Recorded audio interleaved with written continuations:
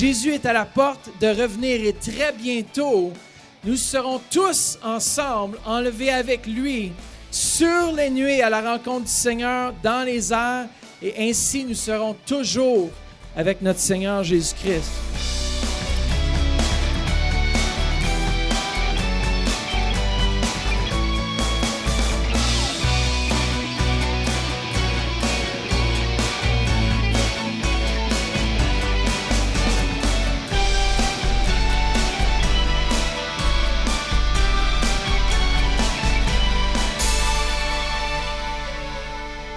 Bonjour et bienvenue à tous ceux qui nous viennent aussi par biais d'Internet, ceux qui sont ici.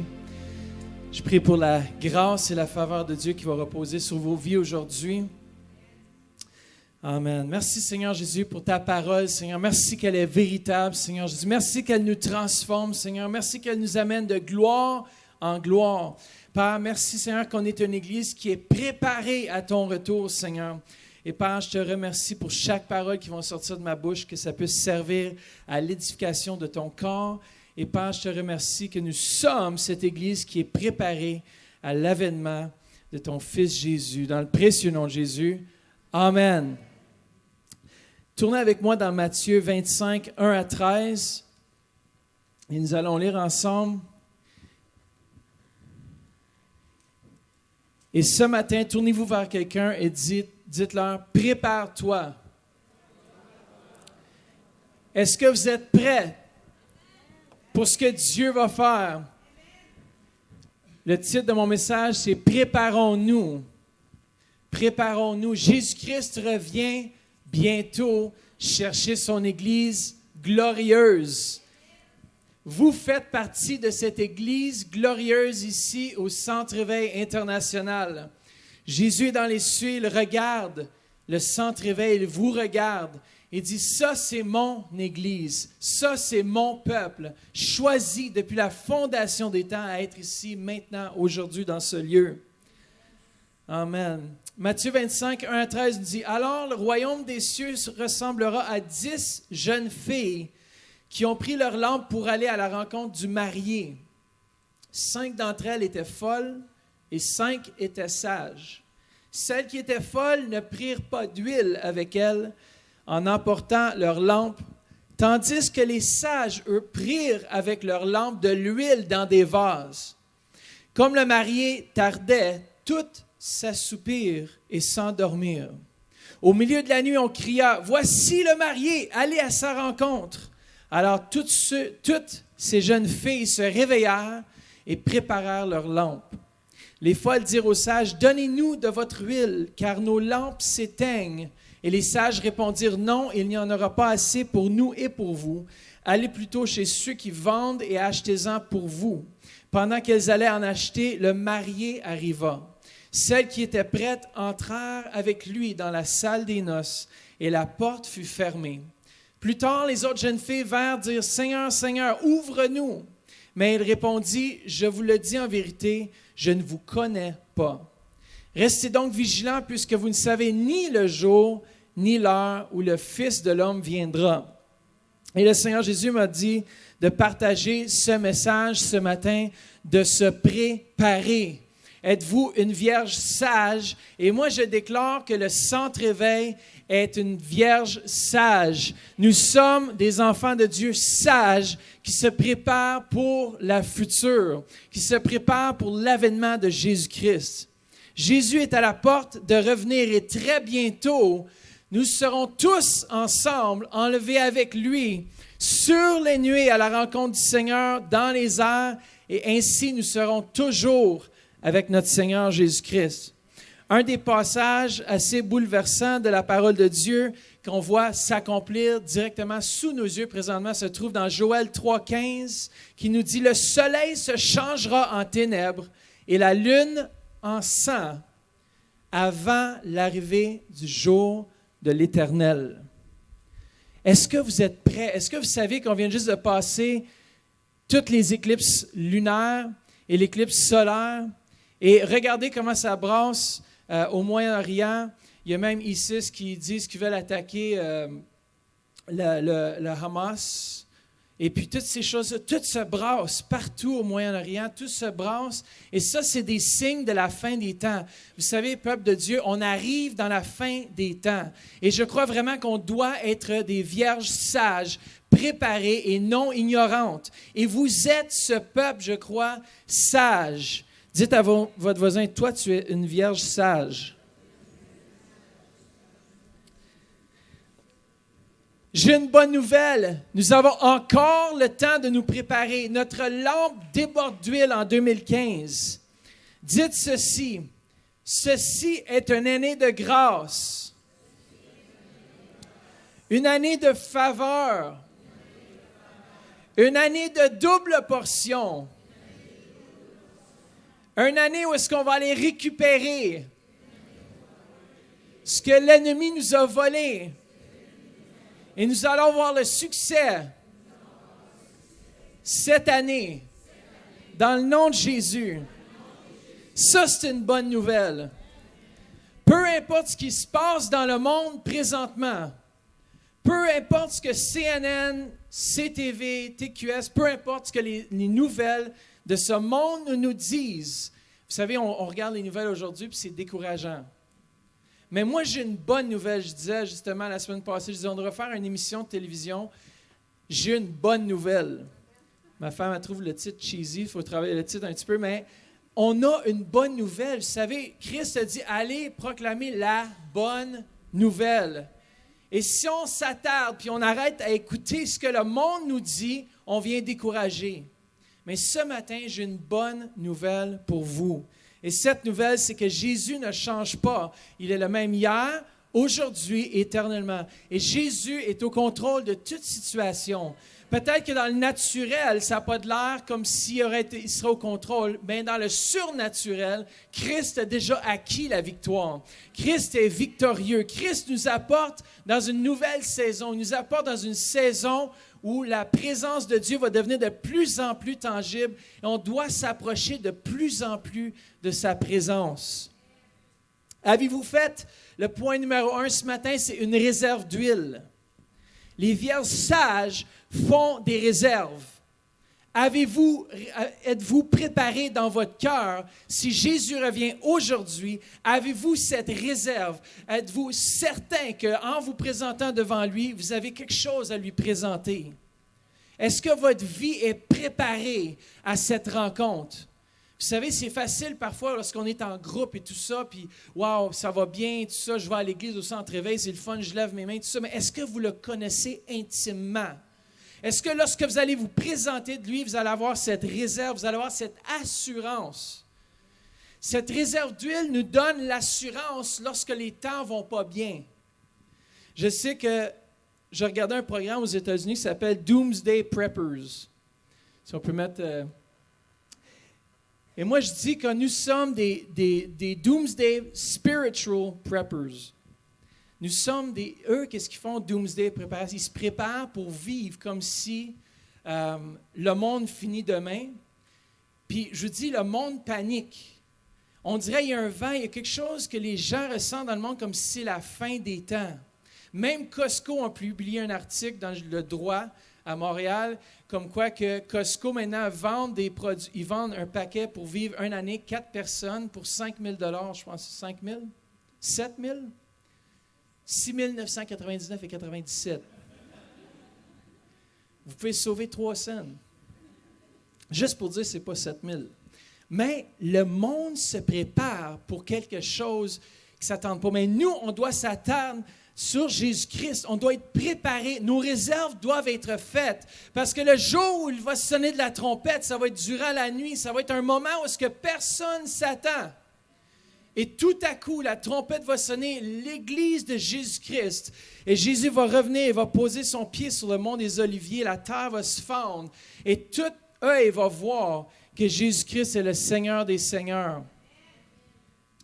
Mais est-ce que vous êtes prêtes pour l'avènement? On va revenir avec lui un jour. Mais est-ce que vous êtes prêtes au son de la trompette? On va tout enlever. Ça va aller tellement vite. Dans un clin d'œil, dans un instant, vous savez, pensez-y maintenant, mais vous ne voyez presque pas vos yeux clignoter. Mais ils clignotent. Essayez de ne pas clignoter les yeux. Ça va venir sec. avez-vous cette réserve d'huile? C'est quoi l'huile? L'Esprit Saint, c'est cette huile. L'Esprit Saint, c'est cette réserve. Est-ce que vous êtes remplis de lui? Est-ce que vous êtes remplis de son onction? De la même façon que Jésus-Christ était revêtu de la puissance, nous devons aussi être revêtus de cette puissance. Pourquoi? Sans la puissance de Dieu, on ne peut pas faire face à ce qui va venir.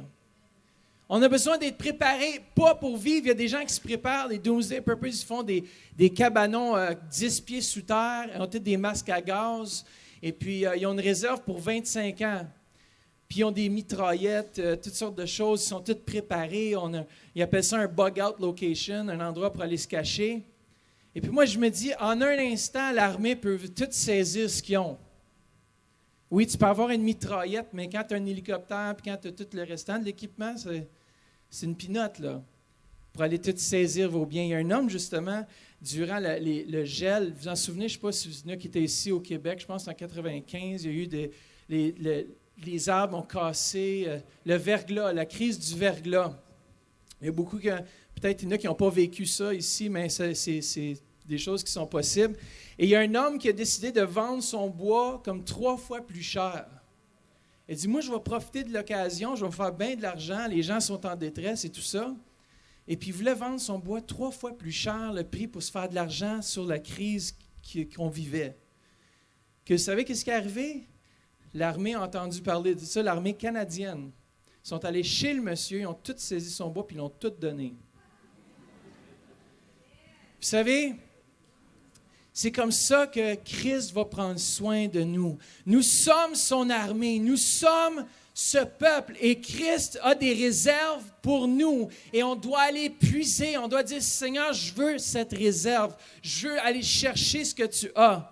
Dans 1 Jean 2, 27, ça nous dit, quant à vous, l'onction que vous avez reçue de Christ demeure en vous et vous n'avez pas besoin qu'on vous enseigne, au contraire.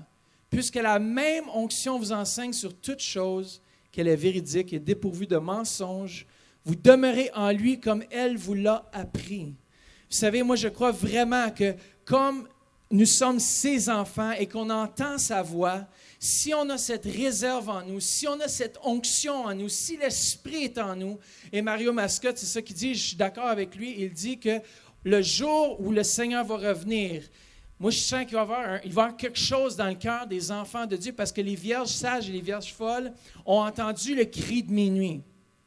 Moi, je crois que les enfants de Dieu vont savoir le jour où notre Papa céleste va revenir. Il va avoir ça va être tellement mouvementé dans l'esprit. Et il va y avoir une joie qui va venir sur le peuple de Dieu parce que notre rédemption va être tout proche. Alors, il faut avoir cette réserve, il faut être connecté avec notre Papa céleste. Parce que le jour s'en vient, il est présentement, il a la lumière, on a la lumière du monde. Nous sommes cette lampe, nous brûlons. Qu'est-ce qui est impressionnant ici, c'est que les 5 vierges folles, ce n'étaient pas des gens dans le monde. C'était des gens sûrement qui étaient dans l'Église. Parce que leur lampe brûlait aussi. Mais ils n'avaient pas fait de réserve. Eux, c'est le genre qui venaient à l'Église, ils étaient confortables, mais ils ne cherchaient pas plus loin. Ça nous dit, rentrez, les vierges folles sont venues après l'enlèvement, ils ont dit, Père, ouvre-nous aussi. Mais il dit, loin de moi, je ne vous ai jamais ginosko, je ne vous ai jamais connu intimement. Moi, je désire, pendant que nous sommes ici-bas, je désire découvrir Dieu davantage. Et ce n'est pas difficile. Tu dis, Seigneur, aide-moi à te découvrir. C'est tout. Souvent, on complique les choses. Mais Jésus, par sa grâce, il nous a donné son esprit. Puis on doit le découvrir. Est-ce que vous voulez découvrir davantage qui est Dieu? Vous savez, du moment où est-ce qu'on a accepté Jésus-Christ dans notre cœur, on a accepté celui qui a la vie éternelle. Il est la vie éternelle. Et une fois qu'on a accepté Jésus-Christ dans notre cœur, on a débuté notre marche éternelle. Parce que si celui qui a la vie, qui a vaincu la mort, est en nous, c'est-à-dire que nous avons déjà ici-bas, en acceptant Jésus-Christ, on a accepté la vie éternelle. On commence déjà, à partir de maintenant, à le connaître comme on va le connaître pour l'éternité. Et on va le connaître beaucoup plus intimement un jour lorsque nous allons se présenter devant lui. Mais ça commence ici-bas. Avez-vous fait une réserve d'huile? Êtes-vous des doomsday preppers spirituels? Alors, 1, une réserve d'huile. 2, Dieu a une mesure fraîche pour vous aujourd'hui. Dieu a une mesure fraîche de sa présence. Ça dit, dans les derniers jours, selon Actes, je répandrai mon esprit sur toute chair. Je répandrai mon onction. Je répandrai ma puissance. Je répandrai ce dont vous avez besoin sur toute chair. Et moi, Seigneur, je dis, donne-moi une huile fraîche aujourd'hui. À chaque matin, ce que j'ai vécu hier, c'était bon, mais Dieu encore plus maintenant. Dieu encore plus aujourd'hui. On peut pas. Les vierges folles, c'est ceux qui ont dit on a assez de ce que Dieu a fait hier. Et on pense qu'on va vivre sur ce que Dieu a fait hier pendant toute notre vie. Non. Aujourd'hui, Dieu a une réserve fraîche d'huile.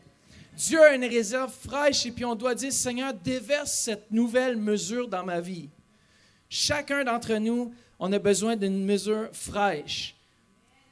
Il veut nous bénir plus, nous utiliser davantage. Il désire voir nos rêves et désire se réaliser.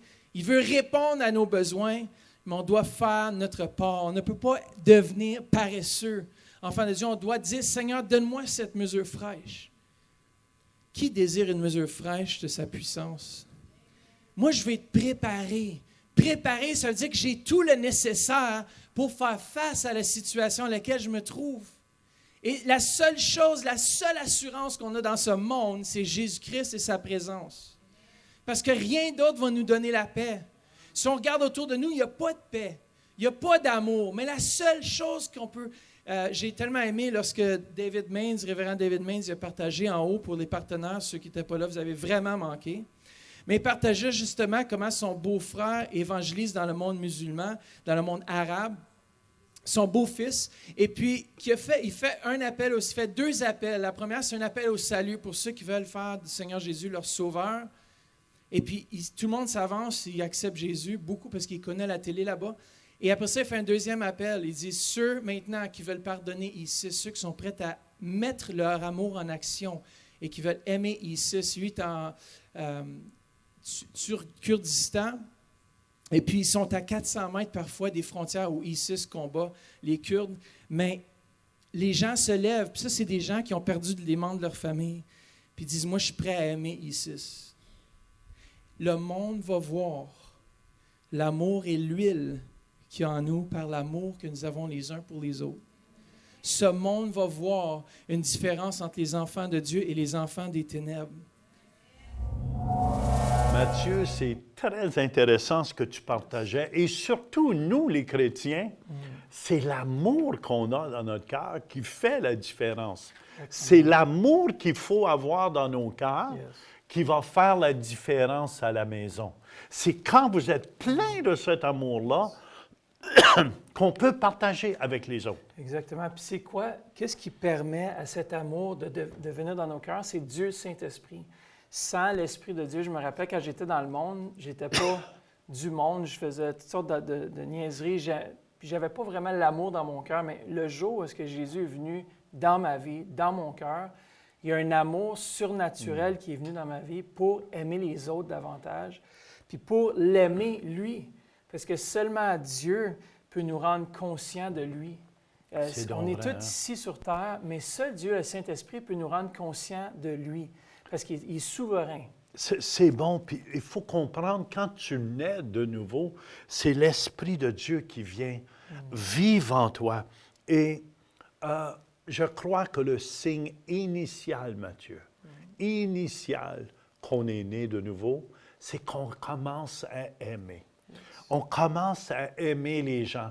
On commence même à aimer plus que les gens, que ceux qui nous aiment. On commence à aimer même nos ennemis. Exactement. C'est un amour qui est au-delà de la compréhension qui vient vraiment en nous. Puis peut-être vous n'avez jamais, vous, à la maison, accepté Jésus comme Seigneur et Sauveur dans votre cœur. Je crois que c'est la première étape pour assurer votre salut, pour être une vierge sage, comme j'ai partagé, puis avoir de l'huile dans nos lampes. Et puis, je vous encourage, peut-être on peut prier à la maison si vous êtes avec nous, puis Demandez à Jésus de venir prendre toute la place dans vos vies, puis répétez après moi, dites, Seigneur Jésus, Seigneur Jésus, je viens à toi, je viens à toi, tel que je suis. tel que je suis. Je te donne toute ma vie. Je te donne toute ma Et vie. je te confesse maintenant Je te confesse maintenant comme le Seigneur comme le Seigneur et le Sauveur de ma vie. et le Sauveur de ma vie. Amen. Si vous avez fait cette prière aujourd'hui, Dieu lui-même, par son Esprit, est venu habiter en vous et il va vous rendre conscient de lui. Puis vous allez avoir cette conscience et puis après ça, vous devez cultiver. Moi, j'ai un jardin chez moi, puis je sais que si je ne travaille pas mon jardin, la mauvaise herbe grandit. Oui, j'ai vu. C'est la même chose dans le surnaturel. Si on ne développe pas une relation avec Dieu, le Saint-Esprit, une intimité, je crois que dans ces derniers jours, on ne sera pas des vierges sages et puis on ne sera pas prêt à l'avènement de Jésus-Christ. On doit se préparer, on doit être prêt. Parce qu'il y a un flot qui vient contre les enfants de Dieu dans les derniers temps. Puis comme j'ai partagé l'histoire de ceux qui donnaient leur vie à Jésus, les gens à l'extérieur, comme on a dit au début, ils vont nous reconnaître à l'amour qu'on a les uns pour les autres. Est-ce que vous manquez d'amour aujourd'hui? Mais je vous dis que Dieu a de l'amour en abondance. Dieu pour est amour. Yes. OK, Dieu est amour. Tu ne peux pas séparer Dieu de l'amour. Amen. C'est pour ça la religion la plus belle au monde. Dieu a tant aimé le monde qu'il a donné. Et c'est ça l'amour de Dieu, Matthieu. Yes. C'est vraiment l'amour que Dieu a pour vous à la maison. Et c'est pour ça quand... Tout à l'heure, Mathieu a fait une prière pour ceux qui étaient à la maison. Si vous avez fait cette prière, téléphonez-nous au numéro qui passe au bas de l'écran. Laissez-nous le savoir. Parce qu'il y a plus de joie dans le ciel, Mathieu, pour quelqu'un qui se convertit que 1000 personnes. Fait que c'est pour ça que c'est important que cet amour soit dans nos cœurs. Moi, la première chose quand j'ai donné ma vie à Jésus, amen, je détestais mon père à ce moment-là. J'en voulais parce qu'il buvait beaucoup. Et la première chose qui est venue dans mon cœur, c'est le pardon dans mon cœur pour mon père. Et un amour que j'avais jamais expérimenté de ma vie pour mon père. Puis peut-être les situations de la vie vous retardent présentement, parce qu'avec Jésus, on peut avancer beaucoup plus vite. Il y en a peut-être qui sont dans des situations présentement où est-ce que ça ne va vraiment pas. Mais je vous dis, si on donne toute notre vie à Jésus, il prend toutes nos situations, toutes nos circonstances dans ses mains, et puis il nous aide à traverser les épreuves. Ça veut dire que les enfants de Dieu ne vont pas passer des épreuves? Non. Il y en a qui malheureusement, qui passent au travers de la souffrance, mais Dieu ne veut pas qu'on souffre. C'est un bon Dieu. Il veut qu'on soit guéri, il veut qu'on soit prospère. Et justement, on peut voir que cette intimité qu'on a avec Dieu, on peut la déverser sur les autres. Puis un des signes aussi initiaux que Jésus démontrait par amour et par compassion aux autres, c'est qu'il apportait la guérison. Dieu ne change pas, il ne change pas à la maison. Dieu guérit encore aujourd'hui. Et quand on donne notre vie à Jésus, il est le consolateur. L'Esprit Saint, il l'appelle le consolateur. C'est un aide qui vient à côté de nous. Quand les gens sont guéris, plusieurs personnes, Matthieu, sont guéries à la maison. Quand on prie pour les malades, ça veut dire l'Esprit qui est en nous, l'Esprit de Dieu, amen, vient et touche les gens à la maison. Et je pense que tu as 2 témoignages que tu aimerais lire. Écoutez bien attentivement chez vous. J'ai un témoignage ici d'une dame qui s'appelle Mathilde, qui souffrait de douleurs neurologiques pendant 15 ans. Et elle avait aussi des problèmes de dos causés par le stress. En tout cas, elle était mal en point. Les médecins ne pouvaient pas poser de diagnostic, mais me donnaient de nombreux médicaments pour la douleur. Des anti-inflammatoires, de la codéine et même des anti-épileptiques. Mais ils ne comprenaient pas ce que j'avais et me disaient que mes douleurs étaient imaginaires. Tout mon côté gauche devenait paralysé et il y avait une diminution des sensations. Un chiro m'a dit que c'était des subluxations et qu'il me fallait faire des traitements. Il m'a recommandé de ne pas prendre des médicaments antiépileptiques car ils auraient affecté ma personnalité. Mon cou me faisait si mal que j'avais l'impression que quelqu'un me donnait des coups sur la tête. Ma tête chauffait aussi et j'avais de fortes températures. Dans mon dos, c'était comme s'il n'y avait pas de connexion entre ma moelle épinière et mon cerveau. J'étais comme une poupée de douleur. Wow, elle est vraiment en douleur. J'étais rendu à un stade d'incapacité, de douleur et d'incontinence embarrassante. Je portais à un moment donné un corset et un collier cervical presque 24 heures par jour. Un jour, j'ai finalement refusé cette condition et cette vie de vieillesse prématurée. J'ai demandé au Seigneur de me guérir. J'ai dit, Seigneur, tu m'as promis une vie abondante. Alors, je refuse cette condition. Le jour où tu as actualisé ma guérison, il a utilisé Pasteur Jean. Et j'ai combattu le bon combat et j'ai été ferme dans ma foi. Quand tu vas me guérir, utilise le Pasteur Jean pour qu'il prenne mon mal dans ses mains et le mette dans le séjour des morts. Alors, on avait confiance que lorsque tu étais pour prier pour elle, cette douleur était que nos mains étaient les mains de Jésus et que cette douleur était pour être jetée là où elle devait aller. Et c'est exactement ça en l'hiver 2014, lorsque tu as prié avec elle. Elle a senti la douleur comme arrachée de son corps.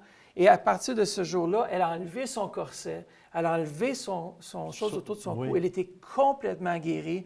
Et elle a dit qu'elle a pu revivre à partir de ce moment-là. Et c'est ça que Dieu fait.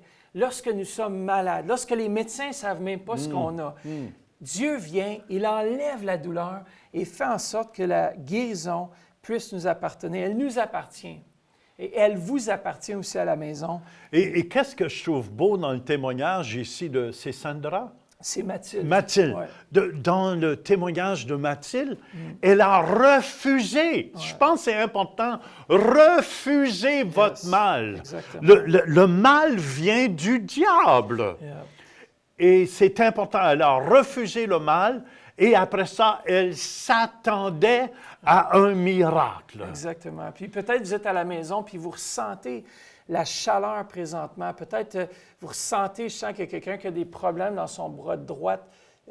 Ici, Dieu vous guérit présentement là où vous êtes. Faites juste recevoir dans le nom de Jésus la guérison pour ce bras droite. Et il y a quelqu'un qui a des problèmes de pulmonaire. Dans le nom de Jésus-Christ, on déclare que ses poumons sont guéris à 100% maintenant dans le nom de Jésus-Christ. Amen, amen. Et il y a quelqu'un d'autre qui a une migraine ici, qui souffre énormément. Amen. Et Jésus prend cette migraine. Il l'a pris à la croix de Golgotha pour vous rendre libre aujourd'hui.